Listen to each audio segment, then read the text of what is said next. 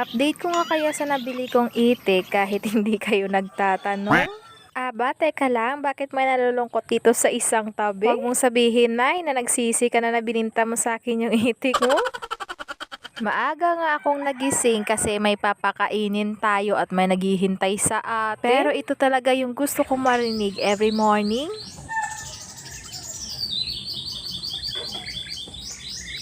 Oh, 'di ba? Sa inyo din ba meron din ganyan? Kasi dito sa amin every morning talaga may naghuhunihang ibon. Maliban na lang sa tektilaok na mga manok ni tatay. At pagkapasok ko nga dito, nakita ko si nanay na tulala sa isang tabi. Siguro hindi niya matanggap na ibininta niya yung itik sa akin tapos siya din yung magpapakain. Syempre joke lang yun. Kakagising niya lang kasi at hindi daw maganda yung tulog niya kagabi. Nagbabad na nga pala ako dito ng feeds ng itik at saka nung na-absorb na yung tubig at saka ko na nilagay yung taho.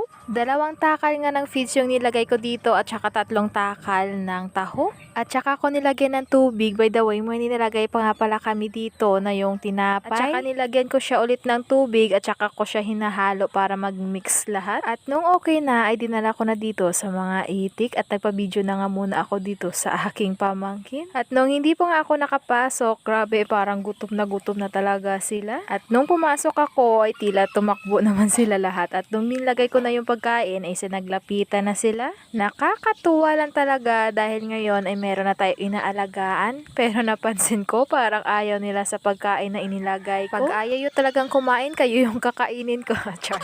Feeds na nga yung pinakain ko sa kanila at saka nilagyan ko yan ng tinapay at saka ng taho. At alam nyo ba guys na may nagsabi sa akin na yung ipapakain ko daw sa itik yung feeds talaga na sa itik talaga, hindi yung feeds sa baboy. Ang sabi ko, tsaka ko na lang bibilihin kapag naubos na yung una kong nabili. At pagkatapos ko nga silang pakainin ito, linisan ko muna yung nilagyan natin ng pagkain nila at nagugas na rin ako ng kamay para sa susunod na magpapakain tayo malinis na. Hindi ka na nga mahihirapan dito sa tubig dahil meron tayong bumba na mas malapit dito. Kaya hanggang dito na lang muna te at ako ay aalmusal pa at hindi pa ako nakapag-almusal. Update ko na lang kayo ulit kahit hindi kayo nagtatanong.